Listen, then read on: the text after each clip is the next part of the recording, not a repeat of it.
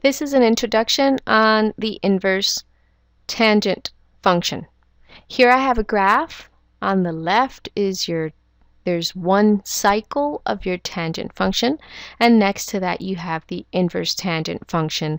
And as we talked about on the sine function, these graphs, all trig graphs, none of them pass the horizontal line test. For the tangent, if I were to have more cycles of the tangent function and I do the horizontal line test on them, like such, this horizontal line would hit the tangent function at many, many, many values. So this means that the inverse of the tangent function is not a function when you fail the horizontal line test, okay? So what do we do with the tangent function? Because I want my inverse to be a function. What do we do to the tangent function so that my inverse will also be a function? What we do is we do the same thing we did with sine. We restricted the domain. And what that means is we cut this graph at these values and we throw away everything else. And that way, when I do the horizontal line test on just this one cycle, it will pass the horizontal test, which tells me it's an indication that the inverse of this function of the tangent will be a function also. Okay, so this domain for tangent, notice tangent has vertical asymptotes. Okay, these vertical asymptotes, that means that the graph will grow infinitely that way going up and will fall infinitely to the left, but they will never ever ever reach this value of negative pi halves or pi halves. That's why these are vertical asymptotes, okay? So for the tangent function, the domain here has been restricted. The domain has been restricted, but these values, negative pi halves and pi halves,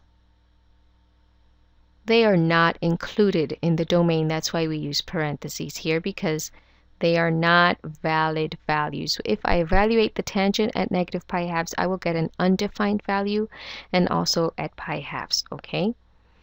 So that's your domain. Notice your range.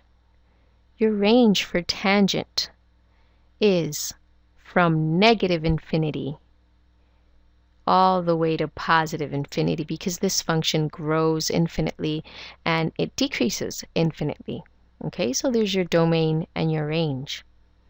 Now, to find the inverse of this function, remember what we do is we take all the coordinates in this domain. In this, we take the domain and the range, the coordinates, and we flip them.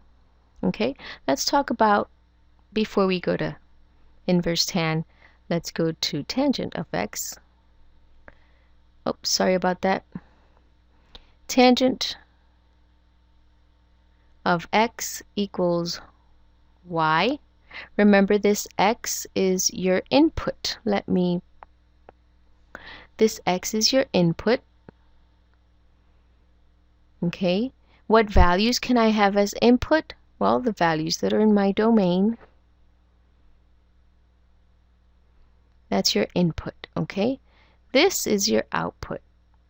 And remember, we also call this the argument of the function. And this is also your angle. And your y is your output. Or it is also called your range values, okay?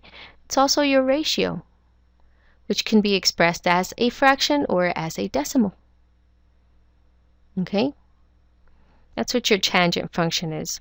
So, for example, if I were to ask you, what is the tangent at pi fourths? Your input is your angle, your output is the ratio. So what is the tangent at pi fourths? That's asking you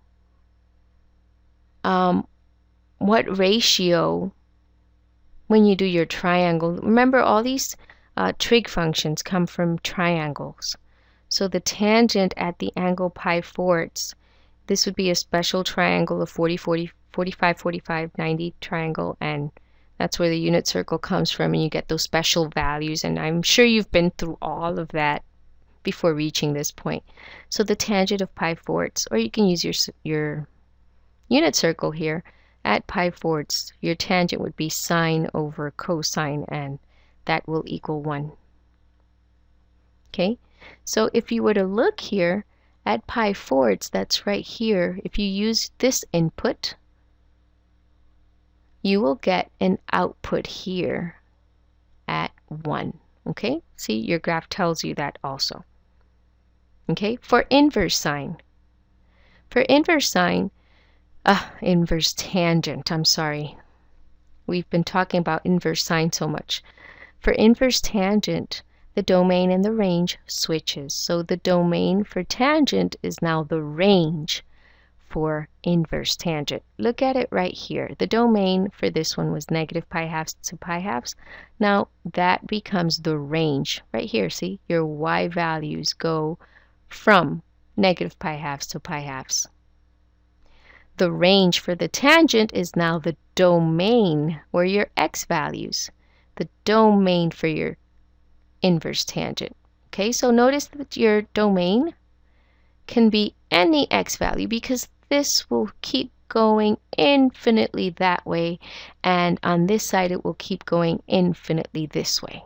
Okay, so let's write out your domain for the inverse tangent. Your domain can be any number from negative infinity to infinity. We can also say any real number for domain. Your range, which is your y values, this will range from negative pi halves to pi halves. And these values are not included as part of your range values, okay? So notice how we switched. And if I ask you inverse tangent of 1, now my input is 1. My output is what? So this is asking you, at what angle will the tangent be equal to 1? Well, that will happen at pi fourths. So notice how one function undoes what the other function does, okay? They undo each other. The tangent of the angle equals 1. The tangent of 1 equals the angle, okay? So they're reversed. Now be careful when you give answers for tangent inverse, the range, look at the range here. These angles have to be within this range. And just like sine, that means that I can give answers for tangent in quadrants 1 and quadrant 4. And the same as sine, I cannot use 11 pi 6 or 7 pi fourths or 5 pi thirds as outputs here, because those values do not exist as outputs on this graph or in this range. So I have to substitute 11 pi 6 for negative pi 6. That does exist in between here. Instead of 7 pi fourths, I have to use negative pi fourths. Here I have to use negative pi thirds. And for 3 pi halves, I'm going to use negative pi halves. The same as the inverse sine, okay? So be careful when you give answers for outputs using the inverse tangent. You make sure that the values you're giving as outputs are within these values here, okay?